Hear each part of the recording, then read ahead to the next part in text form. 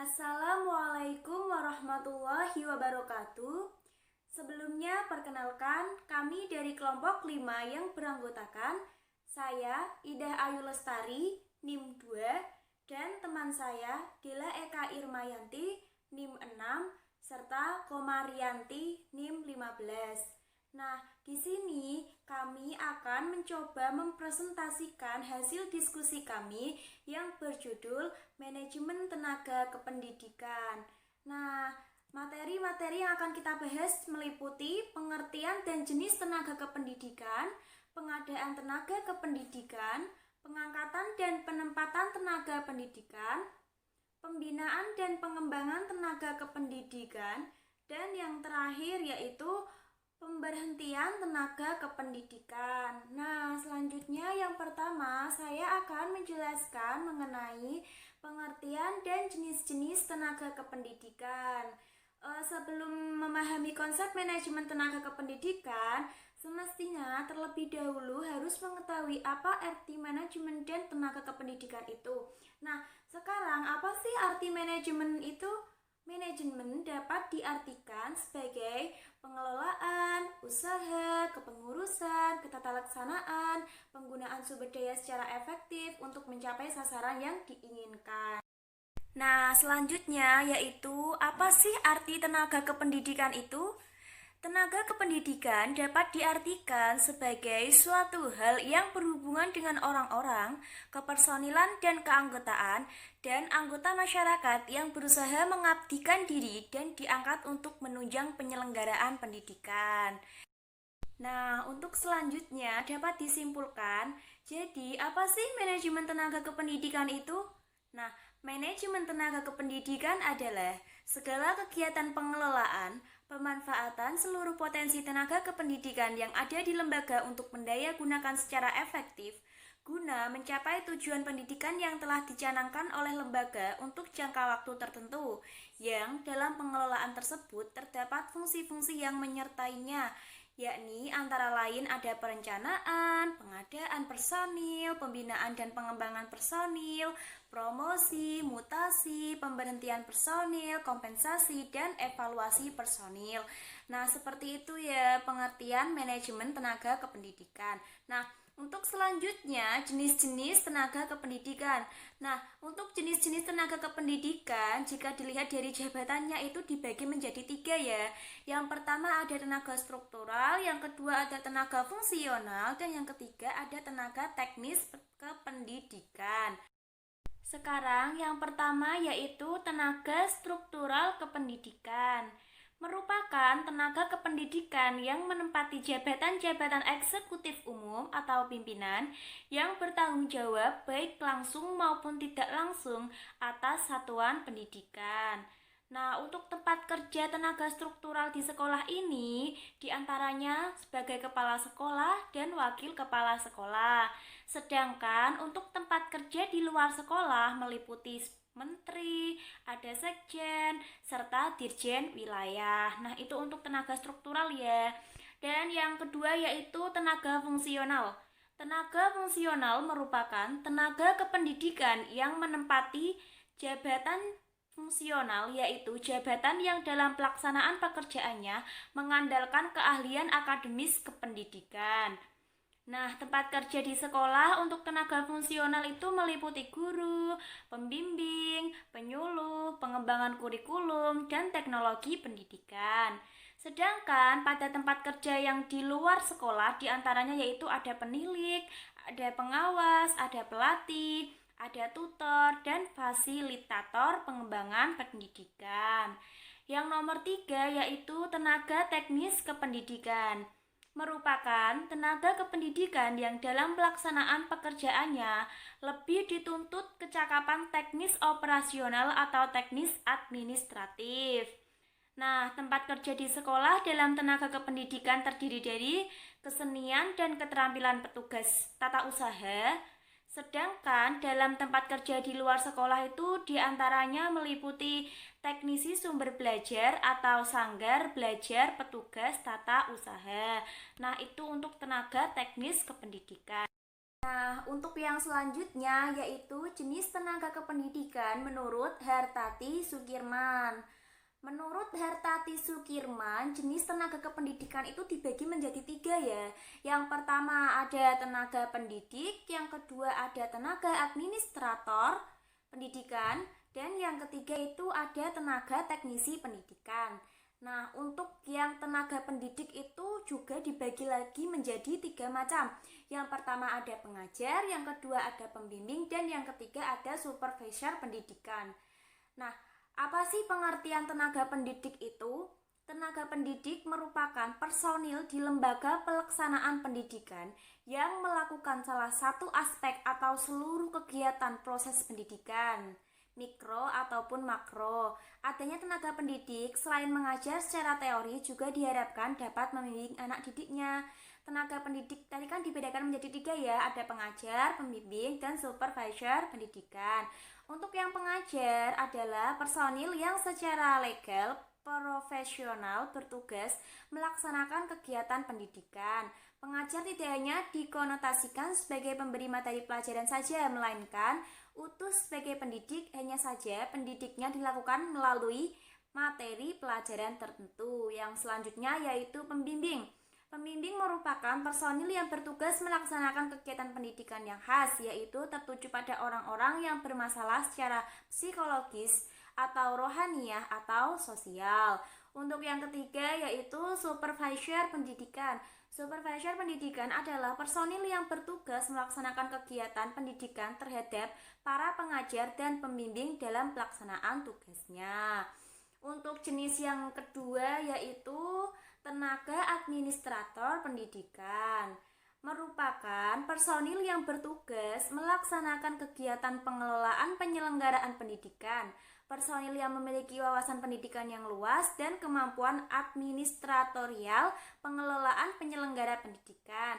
Nah, untuk kelompok administrator tersebut meliputi perencana pendidikan profesional, pengembang kurikulum pendidikan, peneliti dan pengembangan pendidikan, dan yang terakhir ada perancang sarana dan media pendidikan. Ada 4 macam ya. Nah, yang selanjutnya jenis yang ketiga yaitu tenaga teknisi pendidikan. Tenaga teknisi pendidikan merupakan orang-orang yang bertugas memberikan layanan pendidikan melalui pendekatan kondisional atau fasilitas dan layanan khusus. Nah, tenaga teknisi pendidikan ini dapat meliputi yang pertama ada pustakawan pendidikan, dan yang kedua ada petugas pusat sumber belajar. Yang ketiga ada laboran atau pendidik tenaga. Nah, yang selanjutnya akan dijelaskan oleh Mbak Dila. Assalamualaikum warahmatullahi wabarakatuh. Perkenalkan, nama saya Dela Eka Irmayanti, NIM 6 dari kelas Tadris Biologi A. Dan di sini saya akan meneruskan penjelasan dari Mbak Indah, yaitu mengenai penggandaan tenaga kependidikan. Nah, apa sih yang dinamakan penggandaan tenaga kependidikan? Yaitu suatu proses dari kegiatan mengusahakan calon pegawai yang tepat dan sesuai dengan persyaratan yang telah ditetapkan dalam sebuah klasifikasi jabatan. Dan sedangkan internal lembaga mempunyai arti pegawai yang akan mengisi lowongan jabatan itu untuk ditarik dari pegawai yang telah ada dalam suatu organisasi yang bersangkutan. Selanjutnya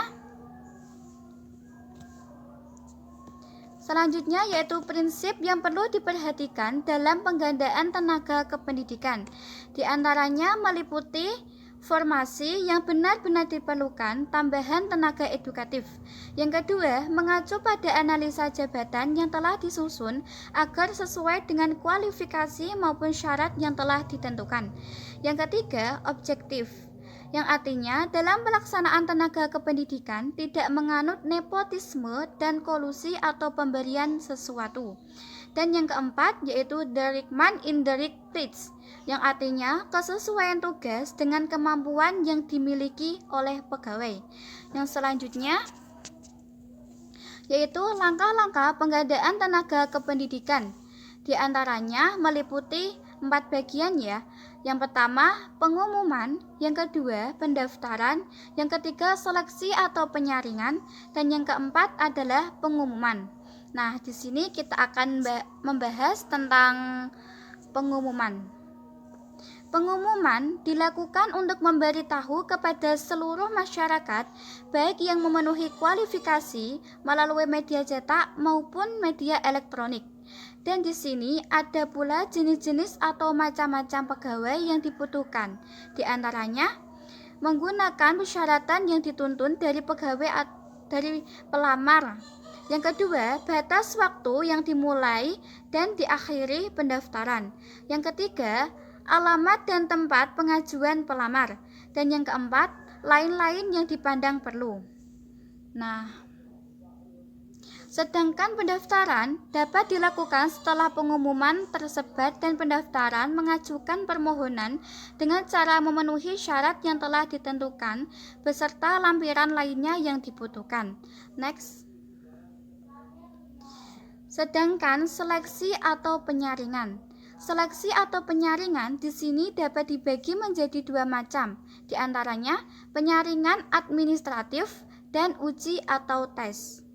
Selanjutnya kita akan membahas tentang pengangkatan dan penempatan tenaga kependidikan. Di sini dapat dibagi menjadi dua macam, di antaranya sehat jasmani dan rohani, yaitu meliputi tidak menderita penyakit atau menahun kronis yang menular. Yang kedua, tidak dimiliki cacat tubuh yang dapat menghambat pelaksanaan tugas sebagai tenaga pendidik. Yang ketiga, tidak menderita kelainan mental. Dan yang seterusnya yaitu berkepribadian, yaitu meliputi beriman dan bertakwa kepada Tuhan Yang Maha Esa dan berkepribadian Pancasila. Sekian penjelasan dari saya. Apabila ada tutur kata yang salah, mohon dimaafkan. Dan selanjutnya akan dilanjutkan oleh Mbak Kokom. Monggo Mbak Kokom, kami persilakan.